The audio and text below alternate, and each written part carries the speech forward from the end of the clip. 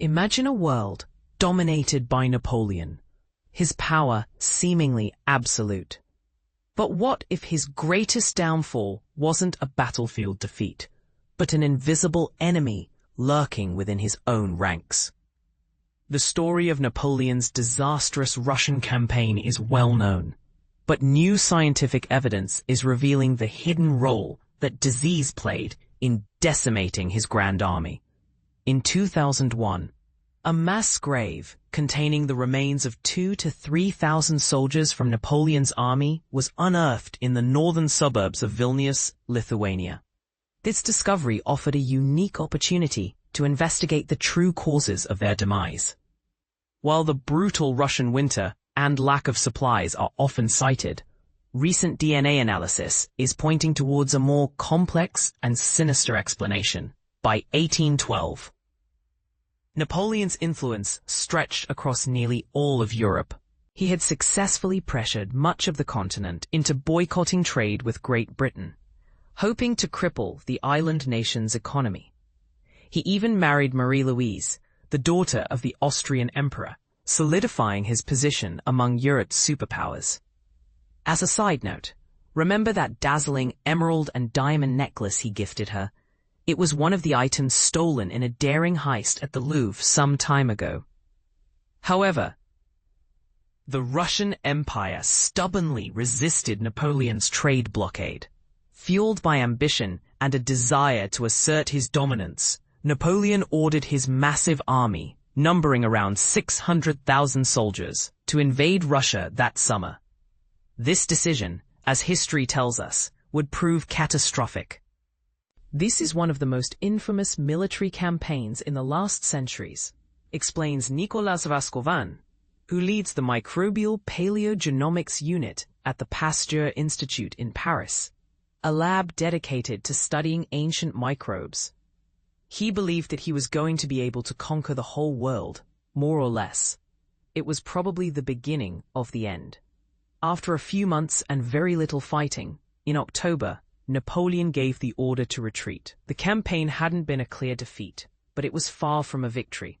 As the army marched back west, the harsh Russian winter arrived with unexpected ferocity.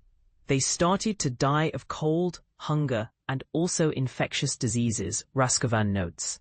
The losses were staggering, with hundreds of thousands of soldiers perishing during the retreat. Now, a groundbreaking study published in the journal Current Biology reveals that these diseases may have included two unexpected pathogens, significantly accelerating the soldiers' deaths. Rascovan and his team's findings suggest that Napoleon's retreating army was not only battling the elements and starvation, but also a hidden microbial enemy. But here's where it gets controversial. While typhus and trench fever have long been suspected culprits, this new research identifies additional diseases that were likely present. This challenges the traditional narrative and raises questions about the true extent of the microbial assault.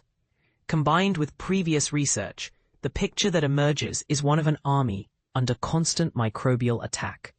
These wars were anything but glamorous, says Michaela Binder, a bioarchaeologist at Novetus, an archaeology company based in Vienna. For some of them, the death in battle would have been a relief.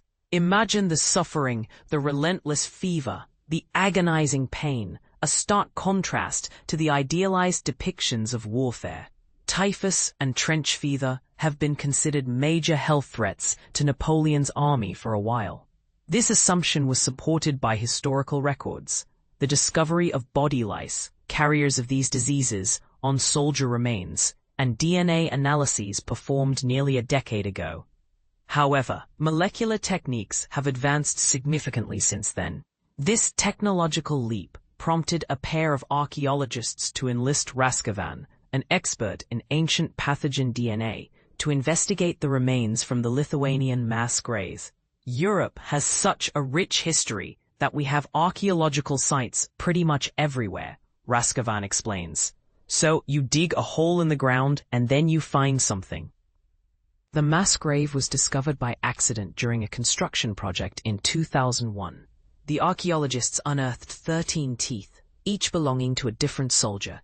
Because teeth have blood flowing through them, They can act as time capsules, preserving traces of ancient pathogens.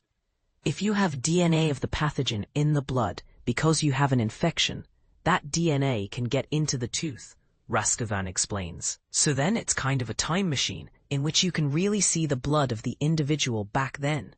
The process was far from simple. The teeth had to be thoroughly decontaminated, ground into a powder, and the bone gust dissolved. The ancient DNA was heavily degraded, consisting of short, chemically altered fragments. Raskovan sequenced all the genetic material. Some originated from the soldiers themselves, some from organisms in the soil, and some, potentially, from the pathogens that contributed to their deaths. Once we have a huge list of all the different things that have been detected, we try to find which are the species that match a human pathogen, he says. It's like doing a puzzle, and this is the part most people miss. Identifying ancient pathogens from degraded DNA is incredibly complex and requires sophisticated bioinformatic analysis.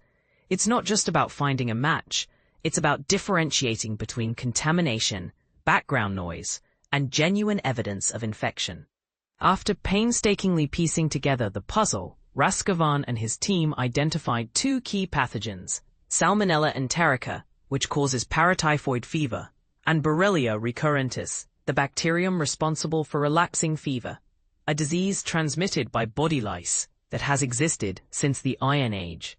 This paper shows clearly how complex these types of analyses are, and the extreme level of skill required to work with these types of data, comments Leslie Quaid, a paleopathologist at the Austrian Archaeological Institute who was not involved in the study. Quaid emphasizes the importance of understanding the emergence, spread, and evolution of diseases in the past to better prepare for future outbreaks. Understanding how certain types of pathogens developed can give us a better chance of anticipating what a pathogen's next step might be.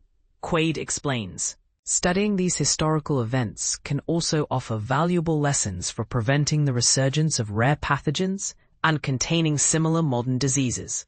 These findings serve as a stark reminder of the harsh realities of war, Binder emphasizes. We have these paintings in the museums of soldiers in shiny armors, of Napoleon on his horse, fit young men marching into battle. But in the end, when we look at the human remains, we see an entirely different picture, she says. It's a picture of chronic malnutrition, broken feet from forced marches, and bodies ravaged by disease. Their bones tell a story of hardship, Binder concludes. So what do you think? Did disease play a more significant role in Napoleon's defeat than previously believed? Could these findings help us better understand and combat infectious diseases today? Share your thoughts and opinions in the comments below. It's fascinating to consider how these tiny organisms could have influenced the course of history, and what lessons we can learn from this tragic chapter.